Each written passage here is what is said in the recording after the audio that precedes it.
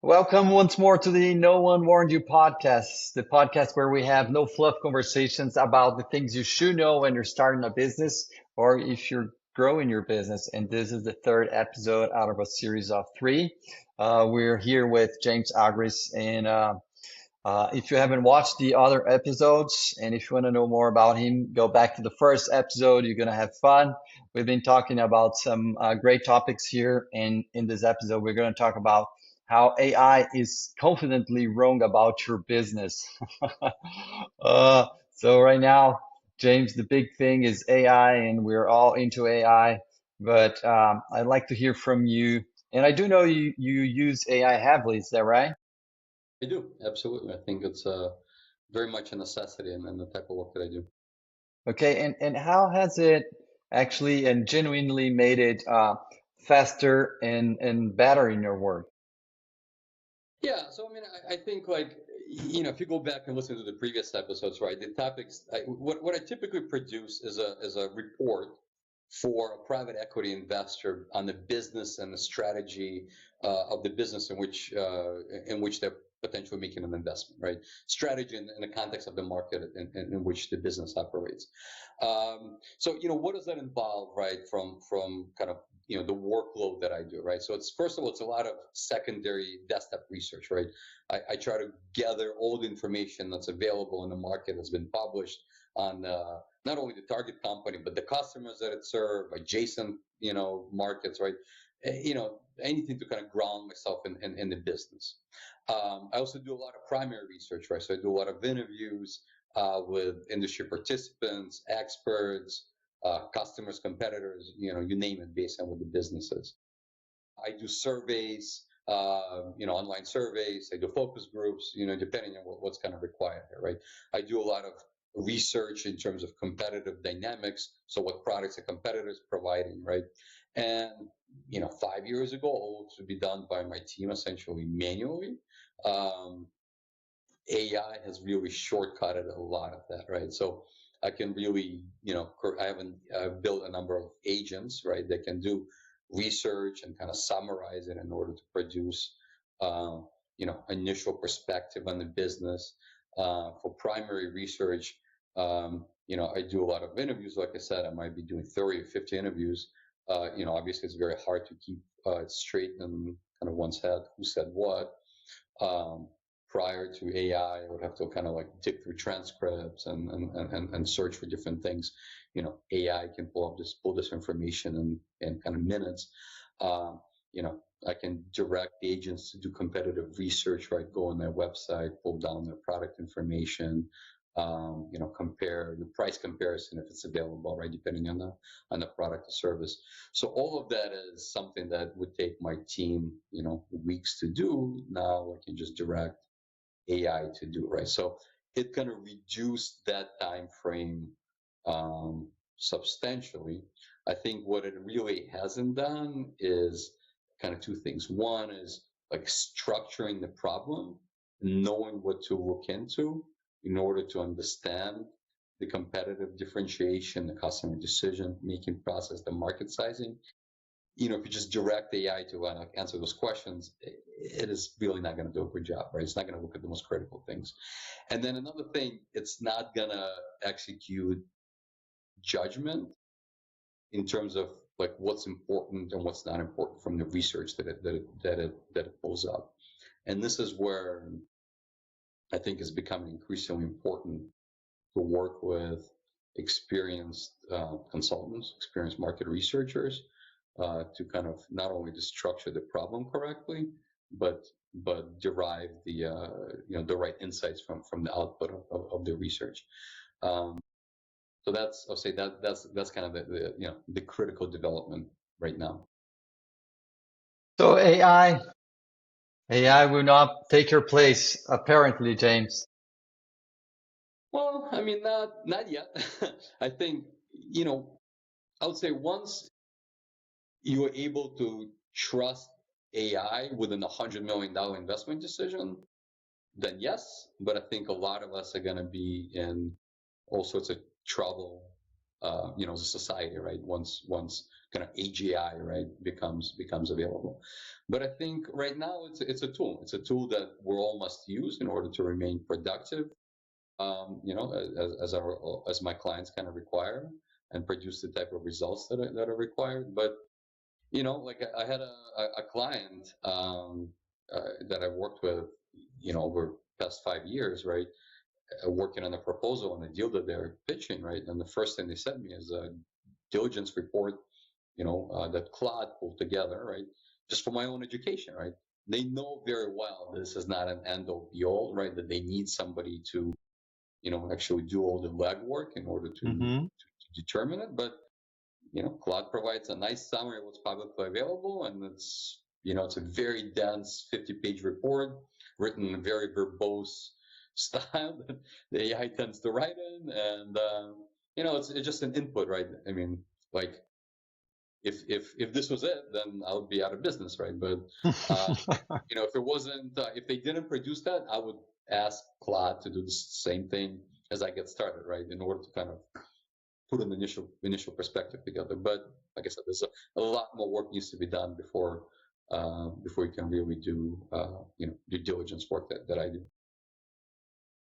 James, I'm thinking here and connecting to what we talked in the first episode. How do you see that the use of AI in businesses could potentially impact the way that they address their market and most especially how they are valued? So I think it really depends on the business, right? So I think if you think about what's hot in terms of kind of acquisition, right now is it's a lot of businesses that AI isn't negatively affecting, right? So, we talked about HVAC servicing, landscaping, plumbing, roofing. I was talking to a Home dentist friend of mine. services. Yeah, like I was talking to a dentist friend of mine, over the weekend, and their business is not impacted at all. People still have teeth, and AI isn't really gonna, isn't really gonna impact that, right? But then I look at, a lot of my business is around software, right? And I'm sure you've heard of SaaSpocalypse, right? That kind of happened in the beginning of the year, right? I think looking in terms of on software, right? And how the particular software is impacted, both positively and negatively by AI, is critical. I don't know if there was a report a couple of weeks ago that Bain, which also does the type of work that I do, basically vibe codes the software that they evaluating to see how easy or difficult it is to replicate the core functionality with a vibe coded app. Um, so that's a very very obviously important kind of consideration, right? You have to think about both in terms of moats that may exist or not exist for a particular software. So if you just have a software company that's just a workflow, right? You're just kind of distributing work to different individuals. Well, that's very easy to replicate using a vibe coded app. I've done it myself, right? I've built those things, and you don't really have a moat, right? But if you have proprietary data, if you have kind of entrenched sales motion, and a lot of integration with other systems, well, then the mode becomes a lot more difficult, right? But it can also be in terms of opportunities, right? Can you create, a cheaper kind of version of your software, right? That's easier to distribute that you couldn't before, but now you can do with AI, right? That increases your total addressable market quite a bit. Can you create more custom functionality for your customers on top of your software, right? Can you implement, more chatbot type of interfaces for the type of tools that you use? So that becomes an opportunity, right? So I think analyzing all those things in the context of a potential business becomes much more important. James, as we're starting to as we're heading to land the plane of this series that we did today of 3 episodes, I have one final question for you. And where is it that business owners uh, are getting burned trusting AI right now? Yeah. Well, I don't think companies are getting burned as much as not utilizing AI to its kind of full potential. I think, pretty much everybody uses ChatGPT or, Claude or whatever they might be using to write emails, to summarize things, to get smart on ideas. like we're all of us are doing that, right? But it is really a foundational kind of use case for AI, right? I think people talk about agentic AI, right? And what that means is essentially creating a repeatable process that's driven by AI. They may feed the outputs, take particular inputs and feed outputs of that agent to another agent, right? That then does something else with it. And then kind of creates another output. Um, really depending on kind of the workflow of a particular business or the business needs. I think that's an opportunity that exists for a lot of businesses, right? And I think a lot of companies are not necessarily taking advantage of it, right? Because they kind of say, they might want to look at ChatGPT or something, right? And just say, okay, can you do this for me, right? And it obviously spins its wheels and produces a result that, maybe 75% there. And it's just going to say, okay, whatever, right? But if you create an agent with guide rails that produces very specific output, right, you can then validate and then feed that into another system or agent, right, that also kind of does the same thing, right? This is where the value lies for any kind of business looking to uh, to dive into AI more deeply. Yeah. James, what would be, as a final question, what would be the best advice you would give to someone who's starting their business or want to grow their business out of everything you learned within business? If you could say one thing, what is that one thing? Well, that's a tough question. I would say understand the customer that you're gonna serve and what they need, right? I think this is probably a very kind of you know uh, basic advice, but it rings true today in the world of AI as it ever did, right? So understand your customer, what they need, and that's kind of critical. James, as I've been consulting for business, small and medium business owners, it's funny that the basics most of the time are forgotten. So that's a great reminder that you brought here. And James, Absolutely. if someone who's watching here, they want to connect with you, what's the best way to do so? A few ways. You can go to secondstreetstrategy.com. You can follow me on LinkedIn, James Agres, Agres. I also have a software that's a tool called Pinpoint IQ. It's pinpointiq.ai that is helping service-based businesses understand their kind of local market dynamics. So I suggest you check it out as well.